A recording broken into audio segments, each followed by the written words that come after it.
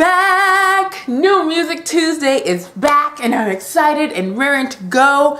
And I am going to be bigger, I'm going to be better, I'm going to be just all around better. I can't think of another word. It's Monday.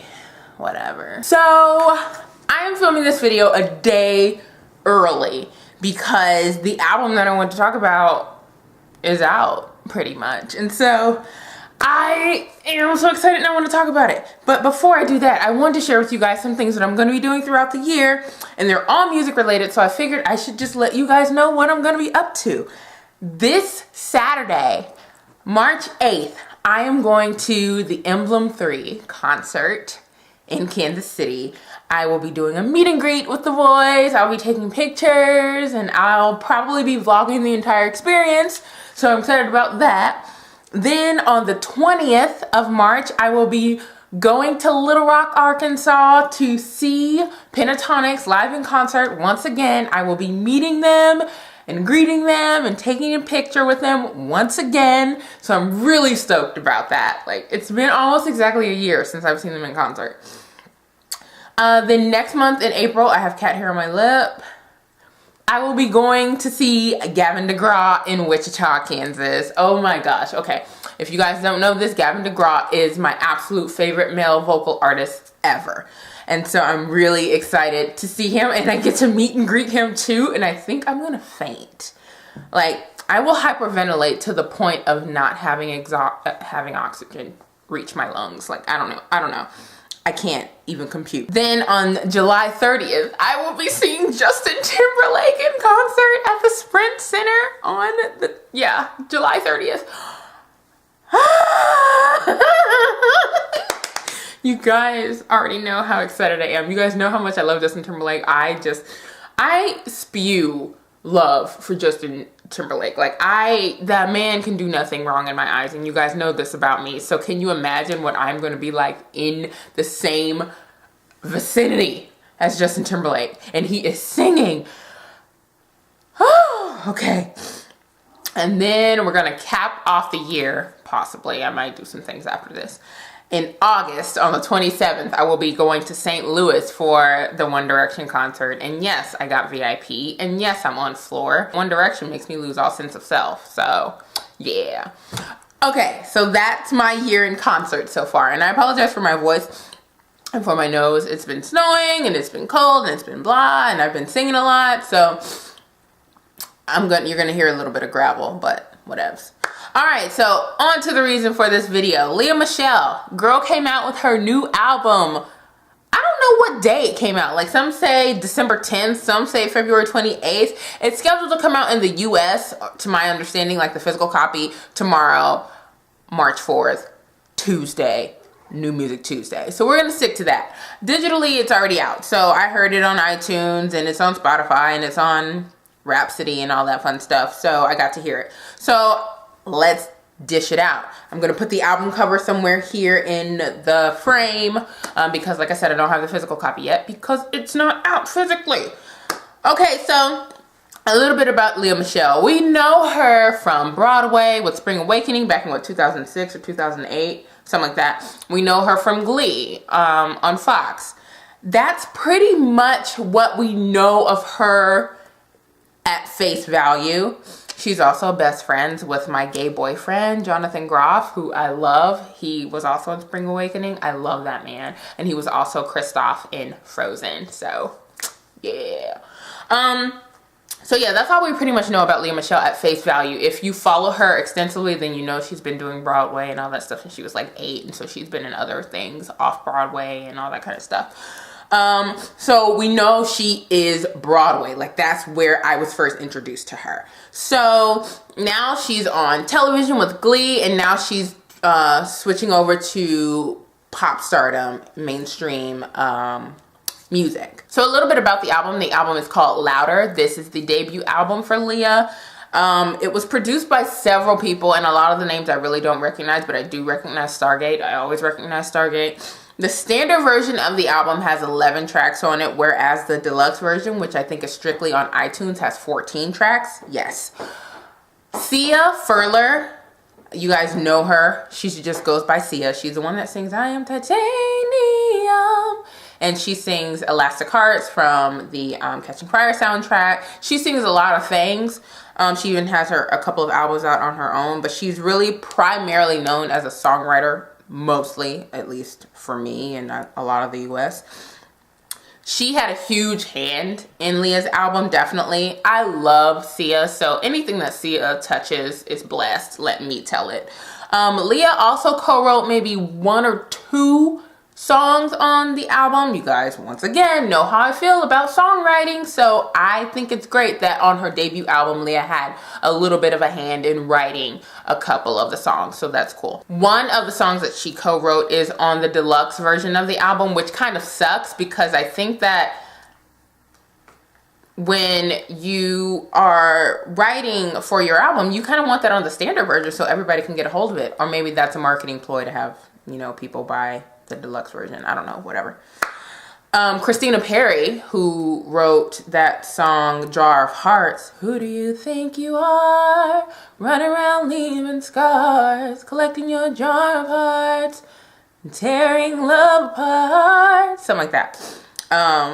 Yeah, she co-wrote a song on the album, can't remember what it is, and I love Christina Perri's album. So again, Lea Michele has some pretty talented people working with her on this album, so thumbs up for that. Favorite songs on the album. Let me just preface this by saying there are no bad songs for me. I like all of the songs on the album. There are just some I think are better than others, and I'm going to tell you what those are.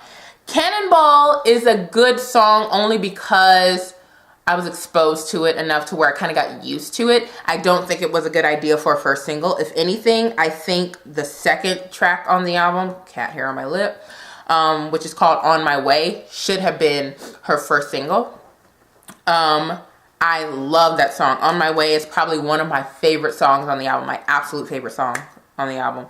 I do like Cannonball, but interestingly enough, Cannonball, which was partially written by Sia Furler, this song wasn't meant for Lea Michele at all. I don't think Sia hadn't written it for her, but then, you know, that whole thing with Corey Monteith when he passed, at that point in her life, Cannonball really spoke to Lea, and so Sia, that rhymes, gave it to her. So I think that's a really cool story, which is probably why I like Cannonball a little bit more, because I understand the backstory. So Cannonball is a favorite song. On My Way, which is the second song on the album, that is an amazing song.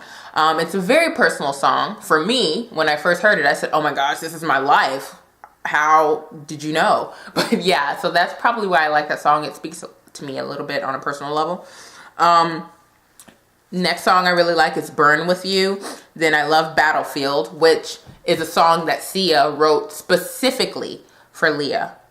Again with the rhymes. But yeah, I thought that was really, really cool. And when I heard the lyrics, I said, oh yeah, this is so Lea Michele. Totally. Then I like Louder, which is the title track.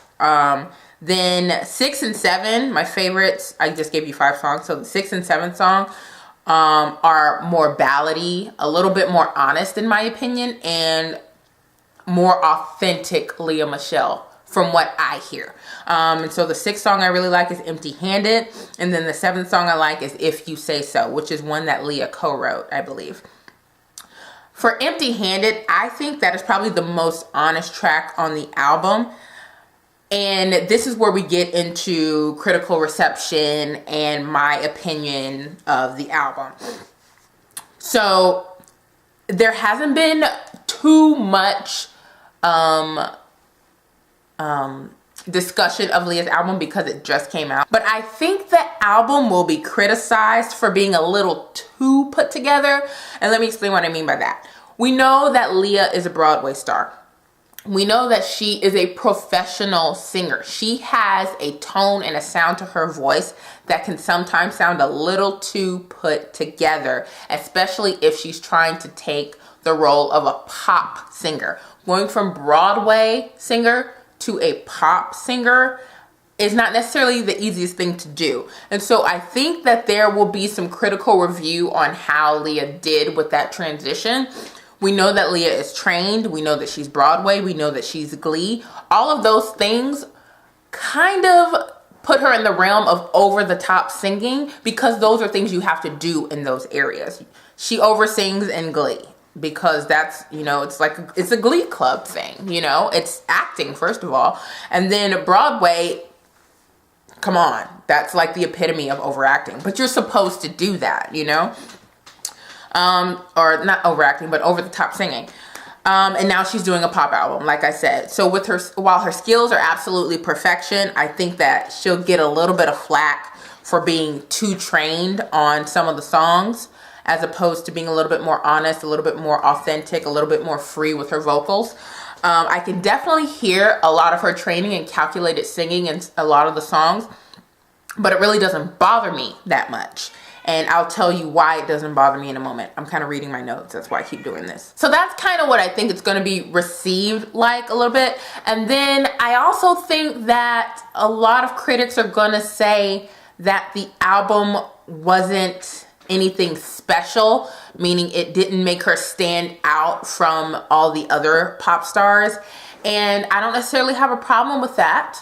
And I will explain why when I talk about my opinion of the album. But I do think that a lot of critics are going to say, you know, it was good, but it wasn't great. You know, we knew she could sing. We know that. So when we get the album, we expect to hear great singing. What we also want to see or hear is excellent songwriting and production and all that kind of stuff. And while the songwriting and the production on the album are great, I feel like critics are going to just say, you know, she played it really safe with this album. That's what I think is gonna be a lot of the critique.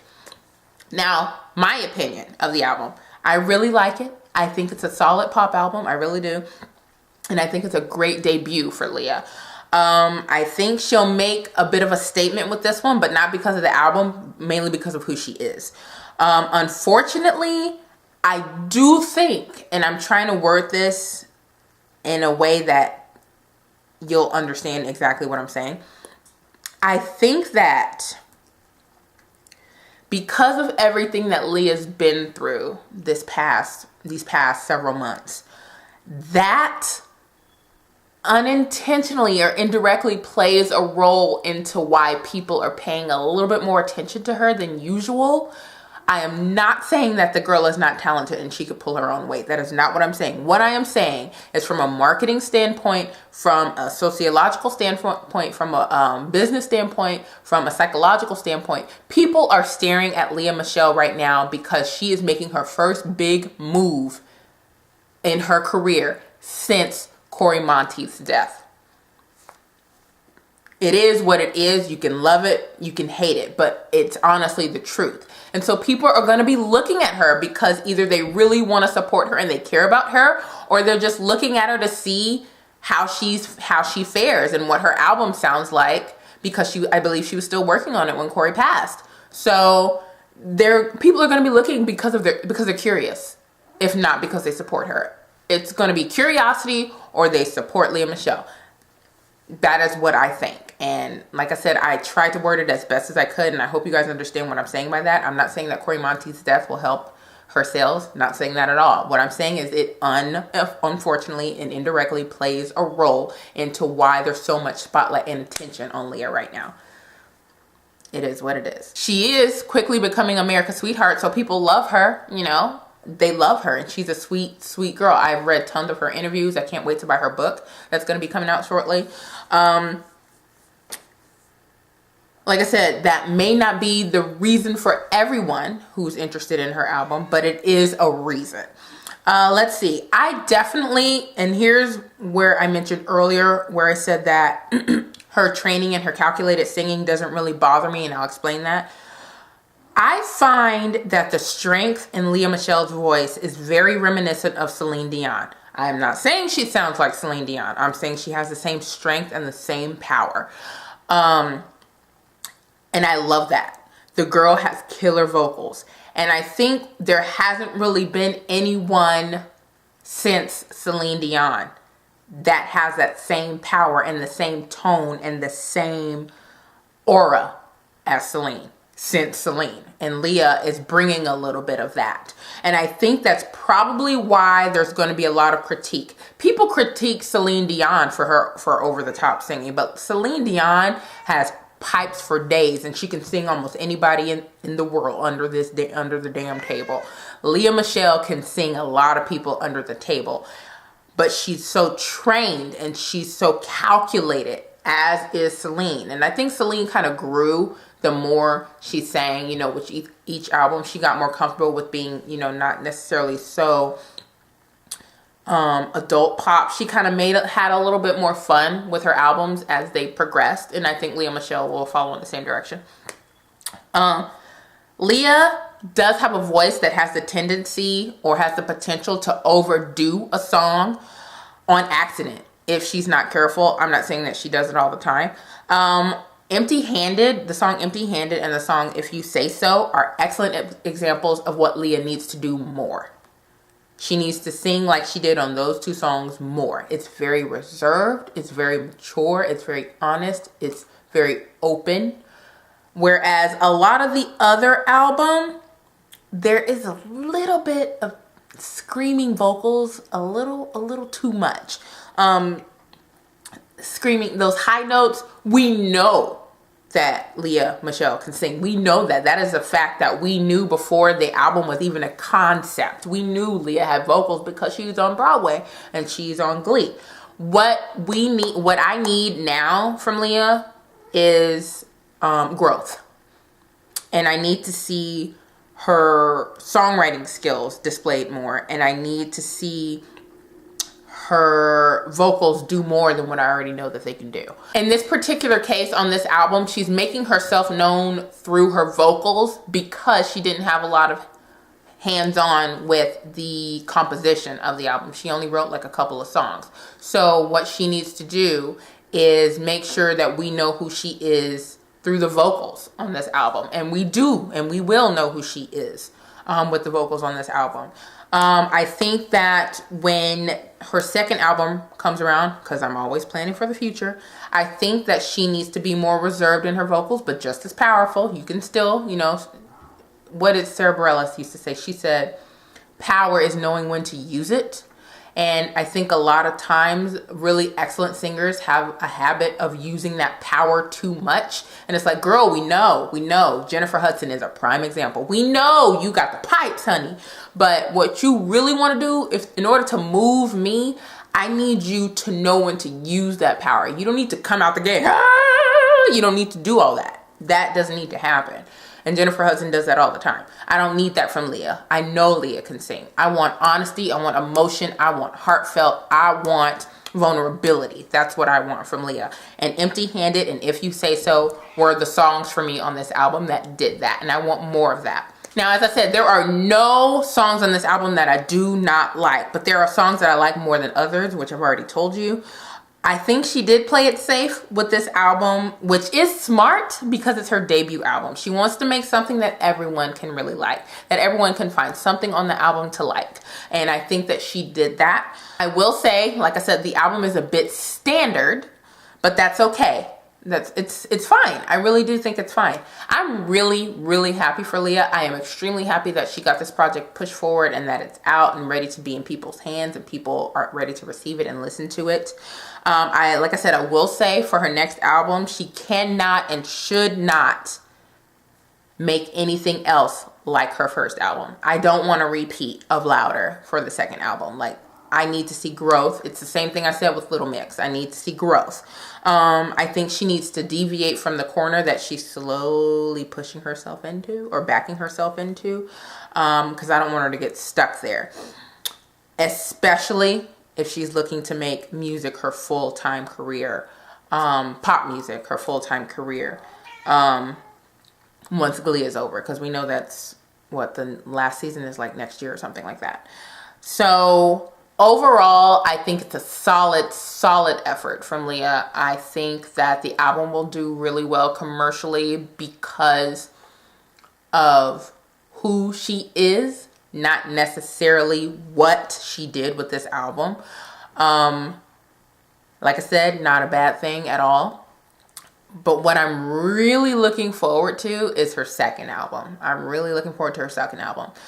Because I want to be able to say none of the stuff I just said for this one. So my rating for this album, Lea Michele's Louder, is a solid B. I will give it a solid B because it is good. It's a very good debut album, but it's not great, and it's honestly not rememberable. That's not a word. And it's honestly not memorable. So, yes. My first review of 2014 is done. Lea Michele's Louder.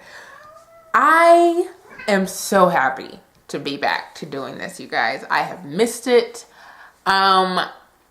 Really quickly, what I want to do more, I want to review more independent artists, more YouTube artists, songs, albums, videos, lyrics, whatever it is. If you want me to review something, comment down below or message it to me or send it to my business email, which is in the down bar below. Just let me know, give me things to review, because otherwise I'll just be reviewing a lot of mainstream stuff, and I don't know if that's all you guys are into, but if that's the case, then I'll do it. But if you guys want me to review a lot more stuff, I would love to do that for you guys. So comment down below. I hope you guys really enjoyed this video. I am so glad to be back. I will be back next Tuesday with another album review, I think. I think next week I'm reviewing Beyonce's album, finally.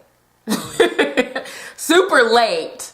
I think I am going to be reviewing Beyonce's album, if I remember correctly. If not, then I will tweet what I'll be reviewing, or it'll just be a surprise. But yes, thanks for watching. I hope you guys subscribe to my channel, and I'll see you guys next week. Bye. I'm back. I'm back. I'm back. I'm back. I'm back. I'm back. I'm back.